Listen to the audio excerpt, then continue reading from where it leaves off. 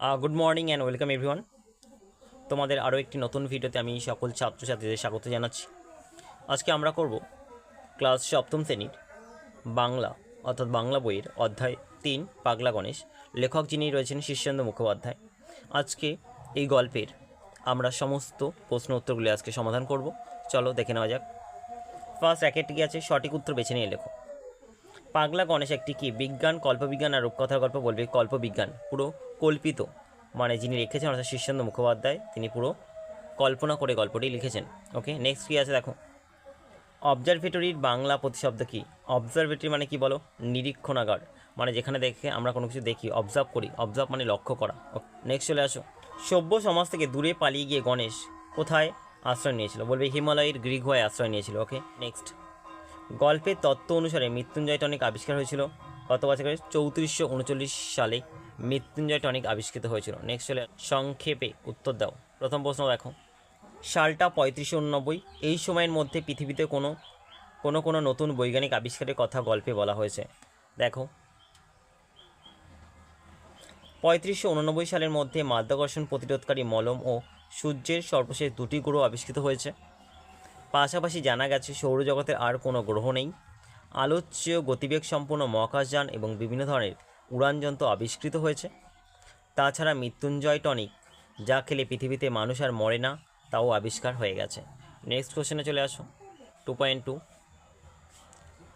ওসব অনাবশ্যক ভাবাবেগ কোনো কাজেই লাগে না। অনাবশ্যক ভাবাবেগ বলতে কি বোঝানো হয়েছে? তাকে সত্যিই তোমরা অনাবশ্যক বলে মনে করো কি? চলো দেখো। পাগলা গণেশ গল্পে সাহিত্য সংস্কৃতির চর্চা অর্থাৎ কবিতা, গান, ছবি আঁকা, গল্প, নাটক, সিনেমা ইত্যাদি চর্চাকে অনাবশ্যক ভাবাবেগ বলা হয়েছে। ঠিক আছে, এটা মাথায় রাখবে। আর কি বলছে? বলছে তাকে সত্যি তোমার অনাবশ্যক বলে মনে হয় কি?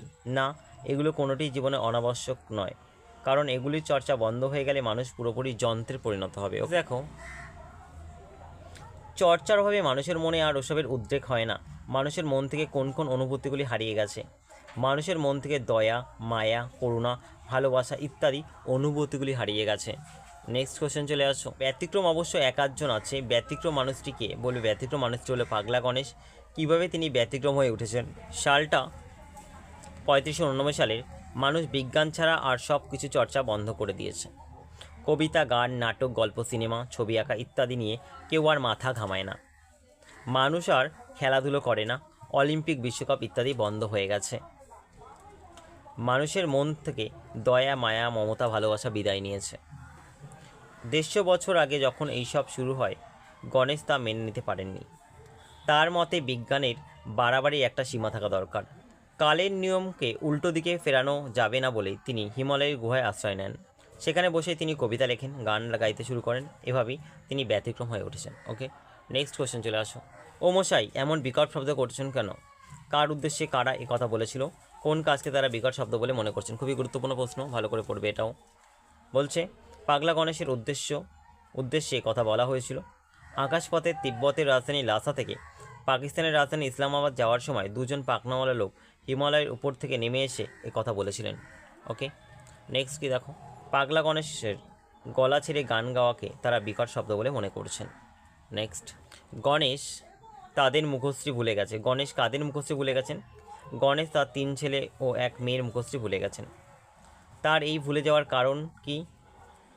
গত 100 বছর গণেশের ছেলেমেয়েরা তার সঙ্গে দেখা পর্যন্ত করেনি। দীর্ঘ সময় দেখা সাক্ষাৎ না হওয়ার ফলে স্বাভাবিকভাবেই গণেশ তাদের মুখশ্রী ভুলে গেছেন। ওকে, নেক্সট। গণেশ সসম্ভ্রমে অভিবাদন করে বলল, কে কি বলেছিল? তার এভাবে তাকে সম্মান জানানোর কারণ কি? আকাশ থেকে পিপের মতো একটা ভাসমান আকাশযান গণেশের সামনে এসে নেমেছিল। তার থেকে একজন পুলিশম্যান নেমে এসে সসম্মানে গণেশকে অভিবাদন করেছিল। সে বলেছিল যে গণেশ যখন কলকাতায় সায়েন্স কলেজে মাইক্রো ইলেকট্রনিক্স পড়াতেন তখন সে তার ছাত্র ছিল। সে অবাক হয়ে গণেশকে জিজ্ঞাসা করেন পাহাড়ময় কাগজ ছুঁড়ে তিনি কোনো গবেষণার কাজ করছেন কিনা। পুলিশম্যানটি ছাত্র হিসেবে তার এককালে শিক্ষককে যথাযোগ্য সম্মান জানিয়েছেন। আমি পৃথিবীকে বাঁচানোর চেষ্টা করছি। বক্তা কীভাবে পৃথিবীকে বাঁচানোর চেষ্টা করেছিলেন, তার প্রয়াস শেষ পর্যন্ত সফল হয়েছিল কি? কেবল বিজ্ঞান চর্চা করে পৃথিবীর মানুষের মানবিক বোধগুলি হারিয়ে গিয়েছিল। বক্তা গণেশ কবিতা লিখে, গান লেখা, ছবি এঁকে মানুষের মানবিক বোধগুলি জাগিয়ে তোলার মাধ্যমে পৃথিবীকে বাঁচানোর চেষ্টা করছিলেন। হ্যাঁ, তার প্রায় শেষ পর্যন্ত সফল হয়েছিল, কারণ গণেশের দ্বারা অনুপ্রাণিত হয়ে মানুষ গান গাইতে, কবিতা লিখতে এবং হিজিবিজি ছবি আঁকতে শুরু করেছিল। লোকটা অসহায়ভাবে মাথা নেড়ে বলল। এখানে কার কথা বলা হচ্ছে? এখানে একজন পুলিশম্যানের কথা বলা হয়েছে। সে কি বলল এবং তার অসহায়ভাবে মাথা নাড়ার কারণ কি? চলো। সে বলেছিল যে সে কিছুই বুঝতে পারছে না। গণেশের লেখা কবিতার মতো কিছুই সে কোনোদিন পড়েনি। ওকে। তার পায়ের কাছে পড়ে থাকা গণেশের কবিতা লেখা একটা কাগজ কুড়িয়ে নিয়ে সে সেটির দিকে কিছুক্ষণ তাকিয়ে অসহায়ভাবে মাথা নেড়েছিল, কারণ ছাত্রজীবনে পুলিশম্যান এক ধরনের কোনো কিছুই কখনো পড়েনি, তাই কবিতা বোঝার অক্ষমতা প্রকাশ করতে সে অসহায়ভাবে মাথা নেড়েছিল। ওকে। তিনজন মন্ত্রমুগ্ধ হয়ে বসে রইল। এই তিনজন কারা? তাদের মন্ত্রমুগ্ধতার কারণ কি? এই তিনজন হলো পাগলা গণেশ গল্পের গণেশের একজন প্রাক্তন ছাত্র, এক পুলিশম্যান এবং পুলিশম্যানের স্ত্রী এবং তার মা। গণেশের কবিতা ও গান শুনে, তার আঁকা ছবি দেখে তার তিনজনেই মুগ্ধ হয়ে গিয়েছিলেন। চলো আমরা নেক্সট কোশ্চেনে চলে আসি। 4 দাগ। অর্থ অপরিবর্তিত রেখে নিম্নরেখাঙ্কিত শব্দগুলির পরিবর্তে নতুন শব্দ বসাও। প্রথম কোশ্চেন, ওসব অনাবশ্যক ভাবাবেগ কোনো কাজেই লাগে না। তাহলে এটা কী হবে? অদরকারি বা অপ্রয়োজনীয়, অনাবশ্যকের জায়গায় দেবে। ওকে। নেক্সট, কেউ ঠাট্টা বিদ্রুপ করলো না। উপহাস পরিহাস, উপহাস বা পরিহাসকে আমরা বলি ঠাট্টা বিদ্রুপ। 3, দুনিয়াটা বেঁচে যাবে। কী হবে উত্তর? পৃথিবীটা। মহাসচিব তার বিমান থেকে নামলেন গণেশের ড্রায়। উত্তর হবে বিমানের জায়গায় উড়োজাহাজ দেবে এবং ডেরার জায়গায় আস্তানা দেবে। 5টা, গণেশকে সসম্ভ্রমে অভিবাদন জানিয়ে বলল। সসম্ভ্রমের জায়গায় তুমি বলবে সসম্মানে।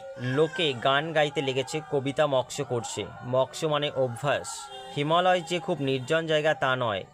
নির্জন জায়গা, নির্জন মানে জনহীন, জায়গা মানে স্থান। ধুর মশাই, এ যে বিটকেল শব্দ। বিটকেল মানে বিকট শব্দ। এক কথায় লেখো, কি বলছে? মহান যে সচিব তাকে আমরা কি বলি? মহাসচিব। প্রতিরোধ করে যে তাকে আমরা বলি প্রতিরোধকারী বা প্রতিরোধক। গতিবেগ আছে যা তাকে আমরা বলি গতিশীল। মৃত্যুকে জয় করেছে যে তাকে আমরা বলি মৃত্যুঞ্জয়। অন্ত নেই যা তাকে বলে অনন্ত মানে শেষহীন। নেক্সট 6 দাগের কোশ্চেন, সন্ধি বিচ্ছেদ করো। উত্তর, মাধ্যাকর্ষণ মানে মাধ্যযুক্ত আকর্ষণ, বলি মাধ্যাকর্ষণ। অনাবশ্যক, অন যুক্ত আবশ্যক, অনাবশ্যক। অন্তরিক্ষ, অন্ত যুক্ত ইক্ষ। হিমালয়, হিম যুক্ত আলয়। গবেষণাগার, গো যুক্ত এষণা যুক্ত আগার। পরীক্ষা, পরিযুক্ত ইক্ষা, পরীক্ষা। মৃত্যুঞ্জয় মানে কি? মৃত্যুম যুক্ত জয়, তাকে বলি মৃত্যুঞ্জয়। গবেষণা, গো যুক্ত এষণা, গবেষণা। গণেশ, গণ যুক্ত ইস, গণেশ। নির্জন, নিযুক্ত জন। ওকে। নেক্সট, সমার্থক শব্দ। 7, কৃত্রিম, কৃত্রিমের অপর নাম কি বলতে পারি? নকল। পৃথিবী, পৃথিবীর অপর নাম দুনিয়া। আন্দোলন, আন্দোলনের অপর নাম আলোড়ন বা বিপ্লব বলি আমরা। 8 দাগের কোশ্চেন, নিম্নলিখিত বিশেষণগুলির পর উপযুক্ত বিশেষ্য বসাও এবং বাক্য রচনা করো। কৃত্রিম উপগ্রহ মানে কি? পৃথিবীর উন্নত দেশগুলির মহাকাশে কৃত্রিম উপগ্রহ পাঠাচ্ছে। নেক্সট, মেদুর আকাশ। শরতের মেদুর আকাশ আমায় কল্পনার জগতে নিয়ে এলো। 3, সুকুমার শিল্পকলা। গান, ছবি আঁকা, নাটক, সাহিত্য রচনা ইত্যাদি সুকুমার শিল্পকলা মানুষের জীবন শক্তিকে তরতাজা করে রাখে। 4, যান্ত্রিক ত্রুটি। যান্ত্রিক ত্রুটির কারণে শিলিগুড়ি যাওয়ার বাস ছাড়তে বেশ দেরি হলো। ফিরোজা রং, ফিরোজা রঙের শাড়িতে তোমাকে দারুণ সুন্দর মানিয়েছে। মন্ত্রমুগ্ধ দর্শক। পিসি সরকারের ম্যাজিক দেখে মন্ত্রমুগ্ধ দর্শকেরা হাততালি দিতেও ভুলে গেল। আমার ভিডিওটি তোমাদের কেমন লাগলো আমাকে অবশ্যই কমেন্ট করে জানিও। আর যদি তোমাদের সুবিধা হয়ে থাকে তাহলে অবশ্যই আমার চ্যানেলকে তোমরা সাবস্ক্রাইব করে নিও এবং আমার পাশে থাকো। নমস্কার, এখানেই শেষ করছি।